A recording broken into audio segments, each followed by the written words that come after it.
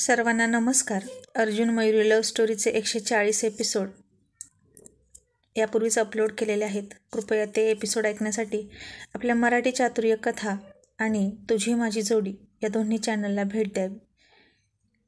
आता सचिन आणि अर्जुन गुपचूप दरवाजा उघडून चोरासारखे दबक्या पावलांनी आत आले आणि सचिन बेडरूमचं दार बघून म्हणाला, अर्जुन, नशीब बेडरूमचं दार तरी उघडं आहे, नाही तर दोघांनाही हॉलमध्ये झोपावं लागलं असतं. आणि अर्जुन म्हणाला, यार बायका आहेत त्या आपल्या, दिवसा कितीही रागवल्या तरी रात्री त्यांना नवरे हवेच असतात. असा तो डोळा मिचकावत म्हणाला. आणि तुला सांगतो सचिन, जगातली 99% भांडणं रात्रीच मिटतात बरं का. नवरा बायकोचं नातंच असं असतं, चप्पलसारखं, एक धड नसलं की दुसरं काही कामाचं नसतं. आणि सचिन हसून म्हणाला, वा, काय उदाहरण दिलंस तू. यार गाडीची 2 चाकं असं म्हणायला काय झालं होतं तुला. आणि अर्जुन म्हणाला, तू काहीही समज रे, शेवटी काय चप्पल काय नी चाक काय, चालणार तर जमिनीवरच ना. आणि आता भाड्या पळ लवकर बेडरूममध्ये, नाहीतर काय खरं नाही तुझं. आणि सचिन म्हणाला, आणि तुझं रे, माझ्यापेक्षा जास्त तुझे गृहमंत्री चिडले आहेत. आता तुला खूप मोठी शिक्षा मिळणार आणि डायरेक्ट झाडून फायरिंग होणार तुझ्यावर. आणि मी काय म्हणतो अर्जुन, घरातले सगळे झाडू तुझ्याच बेडरूममध्ये तर नसतील ना. एक मोडला की दुसरा जोडीला असा म्हणून ठेवला असेल तर, पर्यायी व्यवस्था म्हणून. आणि अर्जुन म्हणाला, गाढवा, आता जातो का गुपचूप, नाहीतर पायातली कोल्हापुरी काढीन हा. तसा सचिन बेडरूममध्ये पळाला आणि जाता जाता म्हणालाच, अर्जुन, तुझ्यासाठी सकाळी मी तेल गरम करतो हा, कारण आता वहिनी झाडून मारून मारून तुझा पृष्ठभाग सुजवणार आणि तुझे बसायचे वांदे होणार. तुला सकाळीही बसता येणार नाही इथे आणि रात्रीसुद्धा बसता येणार नाही तिथे. असं म्हणून तो हसायला लागला. आणि अर्जुन म्हणाला, तुझ्या आईच्या गावात थांब, तुला दाखवतो. आता फॅनलाच उलटा लटकवतो. आणि तोपर्यंत सचिन सश्यासारखी टुनकन उडी मारून त्याच्या बेडरूममध्ये गेला सुद्धा.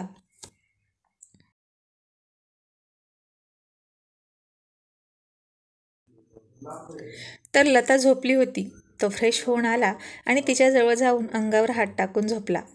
तशी ती त्याच्या खुशीत शिरली आणि त्याला घट्ट चिकटली. तसा सचिन सावध झाला. ही जागी तर नाही ना, असा विचार त्यानं केला. त्यानं तिच्याकडे पाहिलं तर ती खरंच झोपेत होती.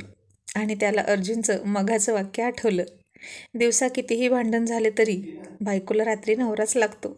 मग त्यानंही तिला घट्ट मिठीत घेतली आणि त्याच्या राकट मजबूत हाताच्या मिठीने शहारून ती चुळबुळ करू लागली आणि ती त्याला छातीवर डोकं घासून उत्तेजित करू लागली. आणि मग काय, सचिनसुद्धा त्याच्या सुप्त प्रणयी भावना जागृत होऊन तिला घट्ट बिलगला आणि सुरू झाला त्या दोघांचा रात्रीस खेळ चाले. आता अर्जुनसुद्धा बेडरूममध्ये आला तर मयुरी झोपली होती. मघाशी फोनवर फोडणी दिलेल्या मोहरीसारखी तड तड करणारी मयुरी शांत निरागस गोड वाटत होती. आणि त्यानं पाहिलं की ती साडी घालूनच झोपली आहे. तिला काही केल्या गाऊन आवडत नव्हतंच. इतकी सवय लावली त्यानं, पण नाही. अर्जुन दररोज आग्रह करून करून अक्षरशः तो तिच्या पदराची पिन काढूनच तिला गाऊन घालायला लावायचा. तेव्हा कुठे ती गाऊन घालायची.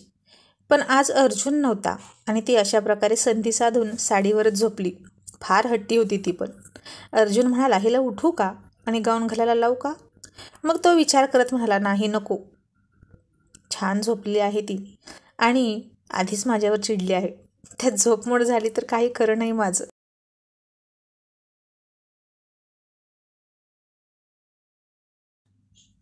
मग तोही तिला मिठी मारत पोटावर हात ठेवून झोपला. बाळही झोपलं होतं बहुतेक. ती सकाळी उठल्यावर तिने त्याला पाहिलं. तिला मिठी मारत झोपले होते अर्जुनराव. ती हळूच त्याचा हात बाजूला करत उठली आणि लगेचच त्यानं तिचा पदर पकडला आणि झोपत म्हणाला, मयू, थांब ना माझ्याजवळ अजून थोडा वेळ, कुठं निघालीस. ती म्हणाली, म्हणजे तुम्ही जागे आहात. तो म्हणाला, मी झोपेतही जागा असतो बायको. आणि त्यानं लहान मुलासारखं डोकं तिच्या मांडीवर ठेवलं. ती त्याच्या दाट केसातून हात फिरवून म्हणाली, अहो, मला उठायचं आहे, फ्रेश व्हायला जाऊ दे ना. आणि तो म्हणाला, नको ना गं, मी करू का तुला फ्रेश. तशी ती लाजली आणि हसून म्हणाली, अर्जुनराव, बास झाला आता, उठा बरं चला, नाही तर तुम्ही झोपा, मला जाऊ द्या. आणि त्यालाही खूप झोप आली होती, रात्री उशिरा झोपला होता ना. मग ती उठली आणि तो झोपला. तिनं तिचं आवरलं आणि किचनमध्ये गेली. लतासुद्धा उठली होती. मग ती म्हणाली, बघा ना ताई, आज काही लवकर उठून जायचं नाही वाटतं या दोघांना. मयुरी म्हणाली, अगं रात्री उशिरा आले ना खूप, जवळजवळ 1 वाजला असणार बघ नक्कीच.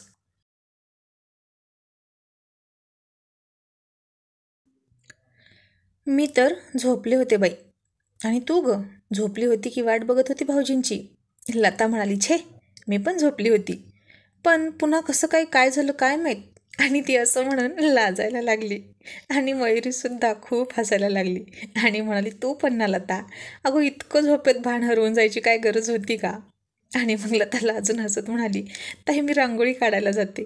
आणि ती गेली. आणि मयुरी किचनमध्ये होती. आता तिने मोबाईलवर गाणी लावली होती.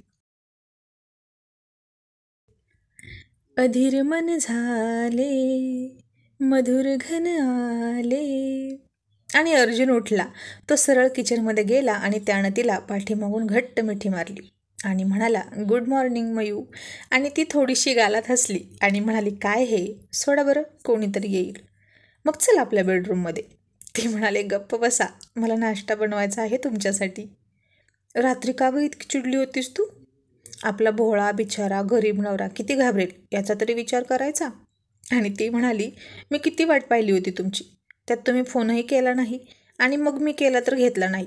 किती काळजी वाटत होती मला, तुम्हाला नाही कळणार. त्यासाठी बायकांचा जन्म घ्यावा लागतो. मी खूप अधीर होऊन तुमची वाट पाहत होते. आणि तो तिला घट्ट मिठी मारत म्हणाला, मयू, कळलं हां तुझं अधीर मन? म्हणून सकाळी सकाळी ही गाणं लावत बसलीस का? आणि रात्री तू अधीर झाली होतीस इकडे, आणि तुझं बोलणं ऐकून मी तिकडे बधीर झालो होतो. किती रागावलीस तू मला. आणि ती हसली, म्हणाली, मग लवकर का नाही घरी आलात? इतका उशीर करतात का? मला काळजी वाटते तुम्ही असं रात्री उशिरापर्यंत बाहेर असलात की. मनात नको नको ते शंका येतात. आणि त्यात तुम्ही फोन पण नाही उचलला. मग माझं काय झालं असेल विचार करा. आणि माझ्या जागी तुम्ही असता तर. असं म्हणून ती थोडी हळवी झाली. मग तो म्हणाला, अगं तसं नाही, उचलणारच होतो, इतक्यात तुझा फोन कट झाला. आणि त्यात आमची वधूपरीक्षा चालली होती ना ऑनलाईन. आणि ती म्हणाली, काय काय, ऑनलाईन वधूपरीक्षा? ती आणि कसली? मग त्यानं ऑनलाईन वधूपरीक्षा कसली ते तिला सांगितलं.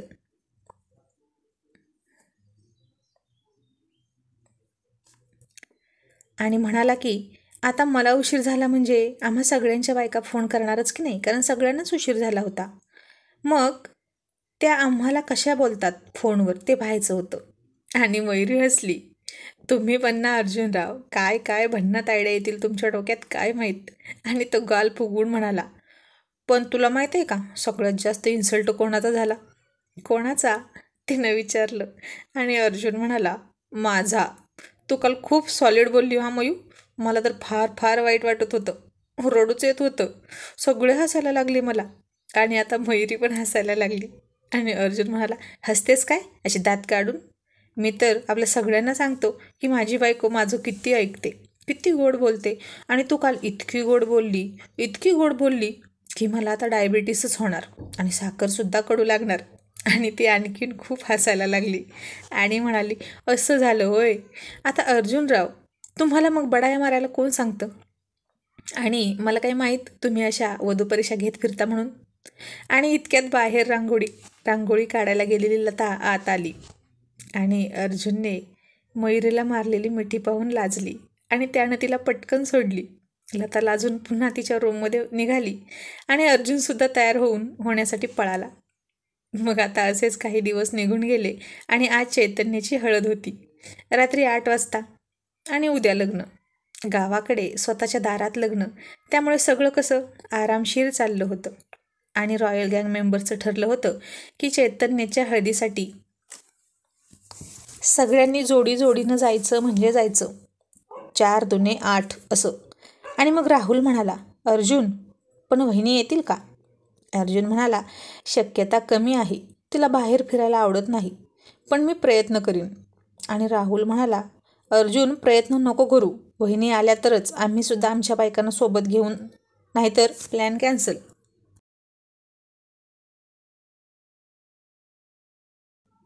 आणि आता अभिसुद्धा म्हणाला, हो यार, मी पण निघणार आता काही दिवसांनी अमेरिकेला.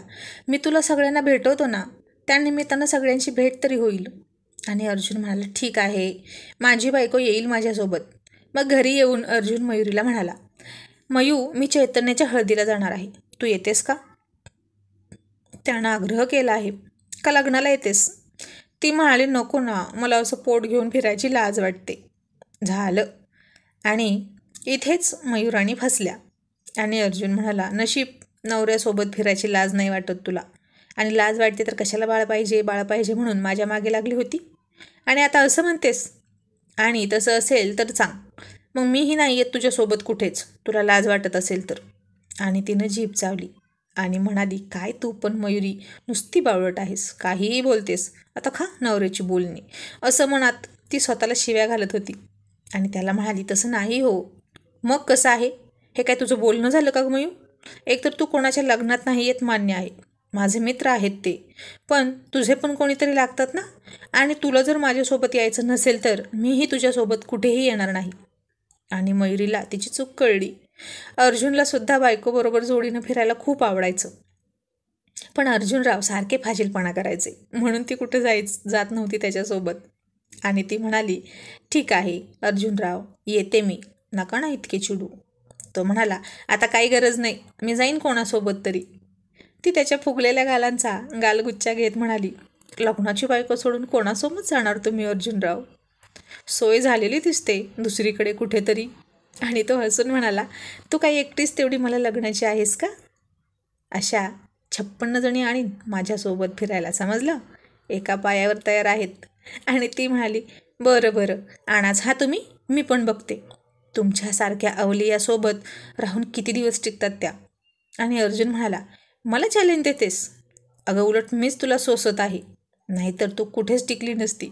आता यावर काय बोलावं हेच कळेना मयुरीला. असंच होतं तर कशाला मला पळवून आणून लग्न करायचं, ती म्हणाली. तो म्हणाला, तेव्हा कळलं नव्हतं ना, आत्ता पश्चाताप होतोय. हो का? एक मूल झाल्यावर, तेही लग्नाच्या 3 वर्षानंतर? तिनं त्याचा कान पकडला आणि मेलो सोड ना मयू असं म्हणून तो हसायला लागला. मग आता मयुरीने त्याला विचारलं, कोणती साडी घालू? तर तो गप्प. तिला तर त्याच्या आवडीचीच साडी घालायची होती. ती वैतागून म्हणाली, अर्जुनराव सांगा ना काय घालू? आणि आता अर्जुनराव तर याच संधीची वाट पाहत होते. ते पटकन म्हणाले, तू ना आय घाल. आणि तो खूप हसायला लागला. आणि ती त्याला फटका मारत म्हणाली, निर्लज्ज कुठले, आता सांगता की नाही पटकन? आणि तो म्हणाला, अगं तुला जी घालायची, जशी घालायची तशी घाल. अर्जुनराव, मी येणार नाही आहे, मग जा तिकडे, ती पुन्हा वैतागून म्हणाली. आणि तो हसून तिला मिठी मारत म्हणाला, मयू, अगं खूप गोड दिसतेस तू अशी गाल फुगवून बसली की. माझा गोल गोल लाडू, माझी लाडू बाई. आणि ती त्याचा हात झटकत म्हणाली, मी नाही, जा, नका बोलू माझ्याशी, किती त्रास देता. तो म्हणाला, तूच आहेस ग माझी हक्काची तेवढी. आणि ती म्हणाली, आणि ती 4 रॉयल गँग भूतं, तीही आहेत ना हक्काची, माझ्यापेक्षा जास्त प्रिय, होय ना? आणि तो म्हणाला, हो ते तर आहेतच, माझे जीव की प्राण आहेत. आणि तू माझी कोण आहेस हे मी शब्दात नाही सांगू शकत मयू, कारण तू अवर्णनीय आहेस. मी तुझी तुलना सुद्धा कोणाशी करू शकत नाही, कारण तू अतुलनीय आहेस. आणि मी तुझं मूल्यसुद्धा नाही सांगू शकत, कारण तू अमूल्य आहेस. आणि स्वारींचं हे मधाळ बोलणं ऐकून मयुरी आपोआप भावूक होऊन त्याच्या मिठीत गेली आणि तिच्या गालावर अश्रू ओघळले. तो म्हणाला, ए वेडाबाई, अगं काय झालं? आणि ती कंठ दाटून येऊन म्हणाली, इतकं प्रेम करता माझ्यावर, मी नसेल तुमच्या आयुष्यात तेव्हा काय कराल? ही कल्पना सहन न होऊन डोळे पाणावले, बाकी काही नाही. आणि अर्जुन तिचे डोळे पुसत म्हणाला, असा विचारसुद्धा मनात आणू नकोस मयू, कारण आपलं नातं 7 जन्म 7 निभावणार आहे, अशी अर्ध्यात 7 सोडणारं मुळीच नाही. आणि आता कुठे सुरुवात झाली आहे आपल्या सुखी संसाराला. आणि जर तशीच वेळ आली तर आपण दोघंही या जगात नसणार, एवढं नक्की. आणि अर्जुनसुद्धा रडायला लागला. तोही आता भावूक झाला होता. त्याचे अश्रू तिच्या गालावर आले आणि ती सावरली. मग म्हणाली, बरं चला, मीच मूर्ख आहे, काय पण विचार करत बसते. आणि तिने तिच्या पदराने त्याचे डोळे पुसले. आणि तो हसून म्हणाला, तेच तर म्हणतोय मी की तू खरंच मूर्ख आहेस. तिच्या डोक्यात टपली मारत म्हणाला, तुझ्या ना या खोक्यात काहीच नाही. तुझ्या बाबांनी तुला माझ्याकडे देताना फक्त तुझा हात दिला आणि मेंदू तिकडंच ठेवून घेतला वाटतं. असं म्हणून तो हसायला लागला आणि तिने त्याला एक रट्टा मारला आणि म्हणाली, तुम्ही माझ्या बाबांना माझा हातही मागितला नव्हता आणि माझा मेंदूही, समजलं? आणि आता तरी सांगाल का साहेब की कोणती साडी घालून येऊ? आणि मग आज हळद होती ना, म्हणून त्याने एक पिवळ्या रंगाची गोल्डन काट असलेली साडी काढली आणि म्हणाला, ही घाल. बरं, म्हणून तिनं त्याच्यावरचा ब्लाऊज घालायला घेतला. तर छाती फुगल्यामुळे आणि तब्येत जाड झाल्यामुळे तिला ब्लाऊज बसतच नव्हता. ती दमली तो ब्लाऊज ट्राय करून आणि वैतागून म्हणाली, अहो नाही बसत, आता काय करायचं? आणि चावट अर्जुनराव डोळा मारत हळूच म्हणाले, if you don't mind may I help you? आणि ती खूप लाजून हसत म्हणाली, नो थँक्यू. आणि खूप हसायला लागली. तो म्हणाला, ए मयू, करू दे ना तुझी मदत, बघ तरी एकदा. नको नको, मी उसवून घालीन. असं म्हणून तिनं पिन घेऊन ब्लाऊज उसवायला सुरुवात केली. मग तोपर्यंत अर्जुनने कॉन्फरन्स कॉल केला आणि सगळ्यांना सांगितलं की आम्ही उभयता जोडीने येणार आहोत. आणि मग काय, सगळे तयारीला लागले, कारण कोणत्याही गोष्टीसाठी मयुरी तयारी होणं अवघड असायचं. बाकीच्या रॉयल लेडीज काय एका पायावर तयार असायच्या, पण ही सिनियर रॉयल लेडीज फार विचारी, सोजवळ आणि हट्टी. आणि तिची पट्टी अर्जुनरावांशिवाय पडत नसायची. रॉयल बायकोचा रॉयल नवरा, शेवटी ती त्याचंच ऐकणार होती.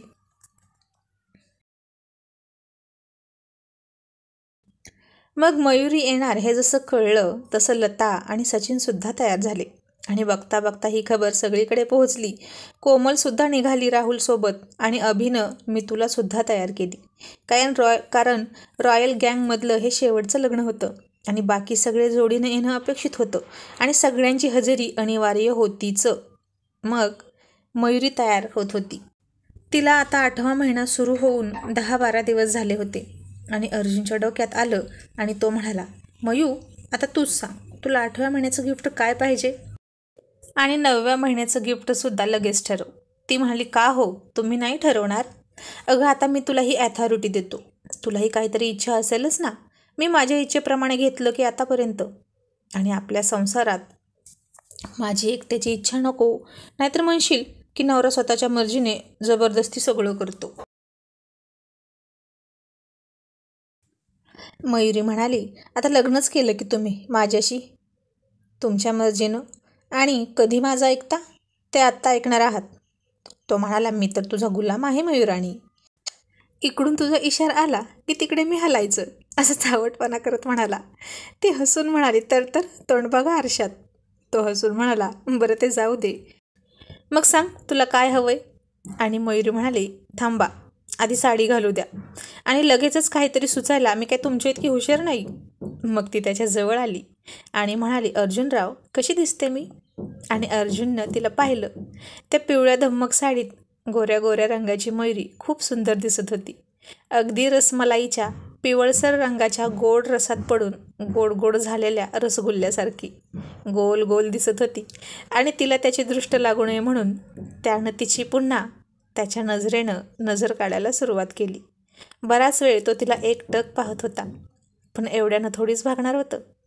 त्यानं पुन्हा तिला न राहून मिठी मारली आणि तिच्या डोळ्यातलं काजळ काढून तिला लावलं आणि म्हणाला, आता ठीक आहे, पण काहीतरी मिसिंग होतं. आणि त्याच्या लक्षात आलं की काय मिसिंग आहे. मग तो म्हणाला, एक गोष्ट कमी आहे.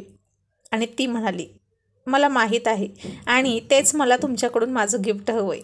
आणि दोघंही एकत्रच म्हणाले, गजरा. आणि दोघेही एकमेकांना पाहून हसायला लागले.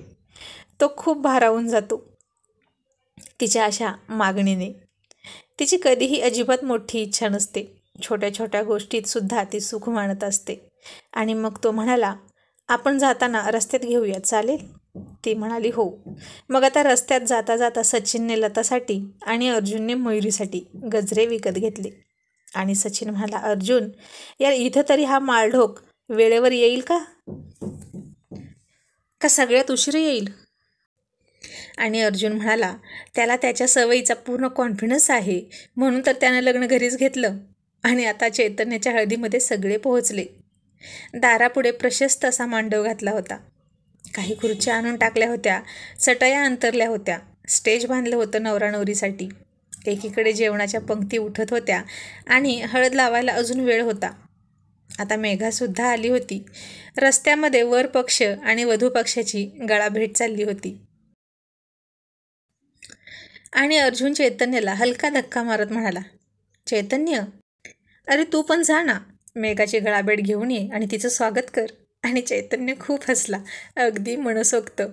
आणि अर्जुन म्हणाला, मला वाटतं आपण सगळेच गळाभेट घेऊ आपल्या बायकांची, म्हणजे चैतन्याला सुद्धा प्रोत्साहन मिळेल. असं म्हणून वेडे अर्जुनराव त्यांच्या बायकोकडे निघाले सुद्धा.